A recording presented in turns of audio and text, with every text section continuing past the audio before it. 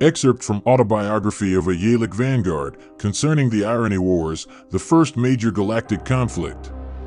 Copyright, Bolavicero Publishing Bureau, 2763.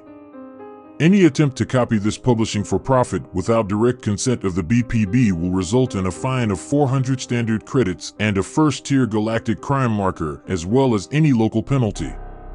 You have been warned. Contact a regional enforcer for information on the Second Galactic Agreement. We were always told humanity was a cold, savage, brutally efficient race. And it was known as true, for there was proof.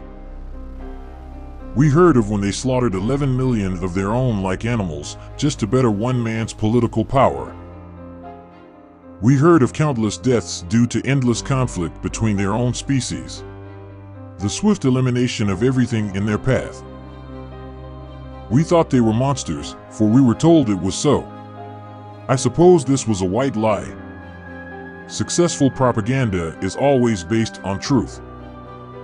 It made sense most of us enlisted to stop the terror that was humanity. But there is always more to the truth. We first contacted humanity in what is known as the Great Contact. This period was marked when most of the major cultures in the galaxy developed quantum communications and reached out across galaxy. We found each other still nestled in our respective systems.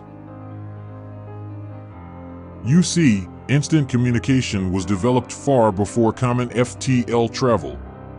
For a time, faster-than-light travel was universally deemed impossible.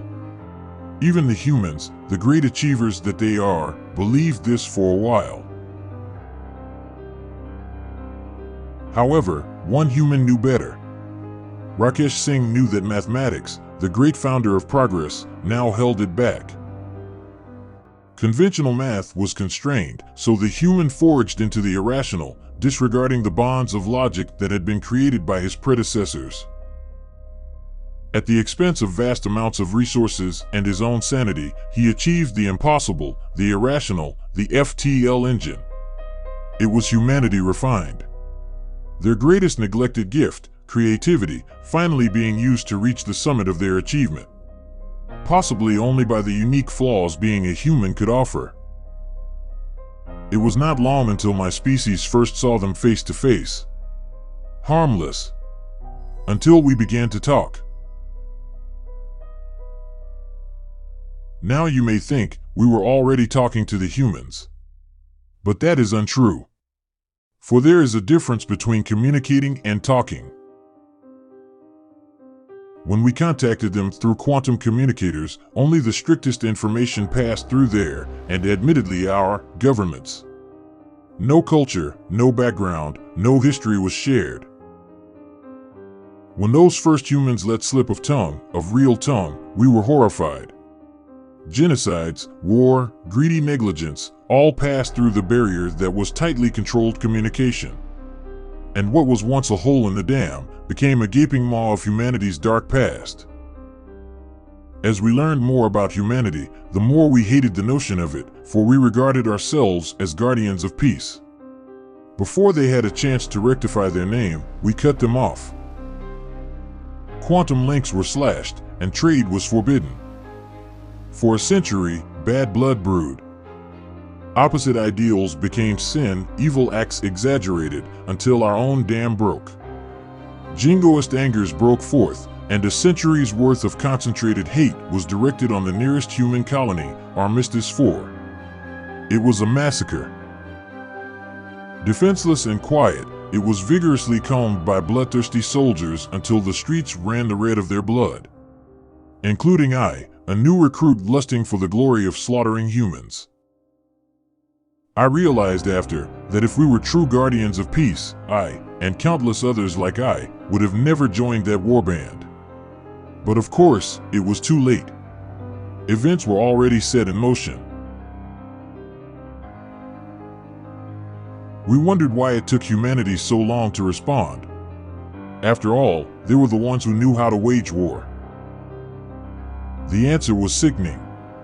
Far from the radical propaganda our government had boasted, humans were not in fact prepared for a bloody war.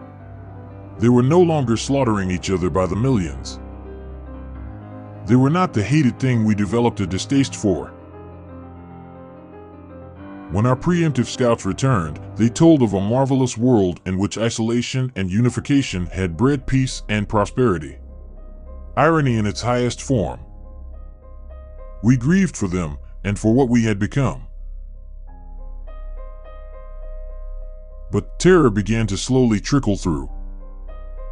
Our grief fermented and created a torrent. Before long, the propaganda started. A funny thing, propaganda. It twists the soul and corrupts the mind. In those few months, it bent our sorrow and regret into feral emotions of fear and aggression, the rationality we held so dear, into the irrational. Again, the irony was thick. What had brought greatness in humans seemed to drive us to our lowest point. Irrationality, the conflict of ideals, the conflict of irony. What hypocrites we were. Although humans had established a society based on peace, they had not forgotten their grim beginnings. While we braced for the inevitable blow, humanity once again rekindled its ancient predisposition towards war. They were even better than us in rallying troops, for they did not advertise the glory of it. They had learnt their lesson. No. Humanity fought because it was furious, enraged. Our slaughter of their colonists broke their old rules of war they had disregarded ever so often. And now, we had truly poked the beast in slumber. For 2 of their years, we waited in apprehension. And in 2 years, they restructured their society on their old, hated principle, war. It took 10 months to collect 1/3 of their orc cloud, and another 10 to build the largest war fleet the galaxy had ever seen. No great feat, for this war was the first of its kind. Sure, there were minor squabbles for star systems, but never something this large. This wasn't for some system, but for an entire species, an entire ideology. From the Stardust would emerge a single victor. The humans were determined to make it themselves. From their ornate cities came weapons of mass destruction. Of their splendid capitals, deadly machines. They had not forgotten how to conduct their ancient sport. Author's name and the link to original text is in the description.